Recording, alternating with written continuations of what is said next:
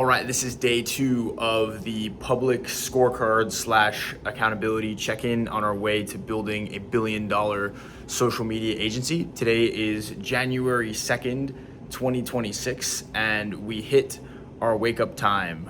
We finally are back in schedule right now. It is 8:45 p.m., and this is the last thing that's on the ledger for today other than dialing in the plan for what needs to get done tomorrow. So we're on track to still get our 7.5 hours of sleep and wake up at 5 again tomorrow. So it's a really good day today. We'll go over just sort of what happened. We had our 5 reach outs in right here, and honestly 30 minutes ago this would have said 0, and I came over here to record the video, and then I was like, wait a second, I didn't do any reach outs. And I debated in my head of just doing super easy reach outs, sometimes during the accountability cycle when it's get your 5 reach outs in for the day. I would just swipe up on people's stories and just go LFG or fire emojis. And I never do fire emojis only, but I do very basic, just kind of hype you up sort of things. But I didn't want to jump on this video and have that sort of energy. So I did 5 quality opens to my followers right before this. Workout for the day was none. There was no workout scheduled for today, but just to give a bit of extra context, right now I'm running 4 days a week. So the days that I'm not running, I'm doing extra. I'll do sometimes I'll do a mini yoga session, but for the most part, I'm doing extra foam rolling to protect my IT band from getting torn again, because that's always no fun. But that will be changing into a more dialed in structure. And that actually kind of leads into the lesson that I have today. So I don't want to jump around too much, but the lesson is that one of them, and this is a key principle that I've realized, at least for me, on how I work the best. If there's not somebody there who's an expert that's better than me telling me what to do and holding me accountable, it's not going to get done as good as it could. So for me, my runs get done all the time. I don't miss a run. Even when I was at home, traveling to Maine to go see my cousins at 6 a.m., driving 6 hours and then going to see them, I got the workout in at 4 a.m., went on the treadmill. It was snowing outside. I ate like shit the night before, but the run still got in because I didn't want to put up a goose egg on my freaking watch that I sent back into my coach. So today I got no workout in, and other than just doing some extra stretching that I could, call as a workout. But what I'm doing to fix that is I'm having my buddy Jeff, who is a dog and is a Marine and is a freaking beast. He's going to be doing my gym, my fitness training. He's going to be dialing in my diet, so helping out with the meal prep and the macros a little bit more, and then giving me the exact workouts that I need to do. I personally won't want to go to Jeff and say, I didn't get a workout in today, because then I will feel like a little bitch and he'll fire me as client.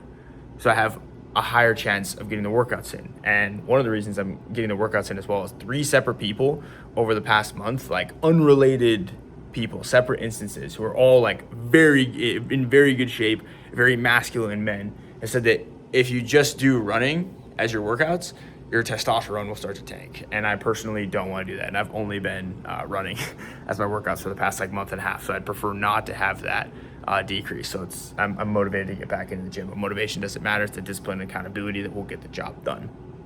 That being said, I'm going to jump down to the lesson for today, and then we'll get into what the deep work was. The lesson for today is to let go of the vine, is one of the lessons that I had written down. I had a really good conversation with my friend, mentor, and client. His name is James. He's here in Scottsdale as well. He runs a $100 million law firm with over 50,000 clients and over 250 employees. And it's always good hanging out with someone like that, because he just all the little bullshittery that'll go on in my head just kind of gets erased, whereas you get forced to think much bigger. And we were going over our goals for 2026, and I was showing him, my vision board and some of the goals that I had. And he was like, well, are you going to get there by doing all the work yourself? Or what's the biggest step that we can take in order to hit those goals? Does that involve you doing all the fucking work? I was like, no. So he has been peer pressuring me for the last 3 months to get on EOS, which is the traction. I know I have the book over here, which is the traction library right here, the entrepreneurial operating system. And it was something that helped him scale from a couple million to over 100 million with his law firm.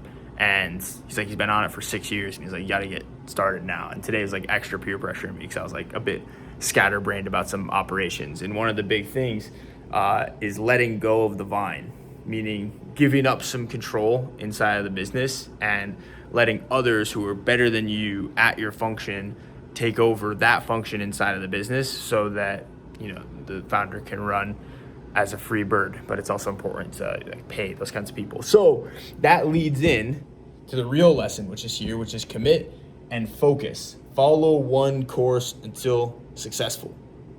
That being said, we've had a couple very big successes in 2025. One was growing the Instagram account from 0 to 100,000 followers.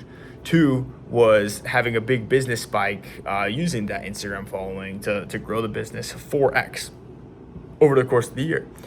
What were the things? We had some good running improvements as well. I know Danny on January 2nd, 2025 would be happy with the running progression that we made and all the progress that we made throughout the year. But the 3 areas that had done really well, business for a little bit, and social media and running, they all had a coach and a very specific plan and enough payment to make it hurt a little bit and be committed to it.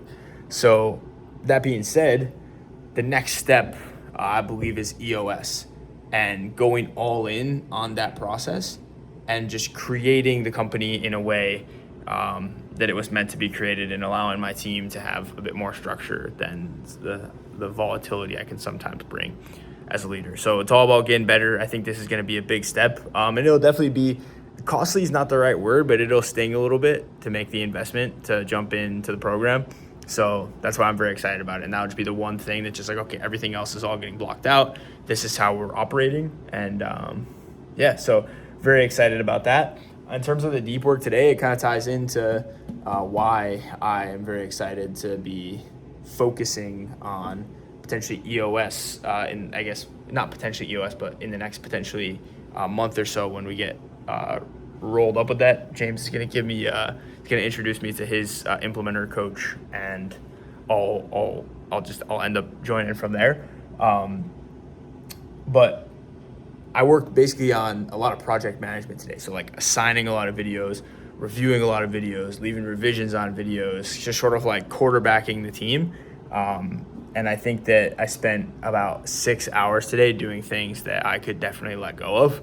And it goes down back to that letting go of the vine. And I could have had much more time today to do like meaningful business activities, like sales activities, creating content, even building systems. So that's where we're at. January 2nd update. Today's Friday.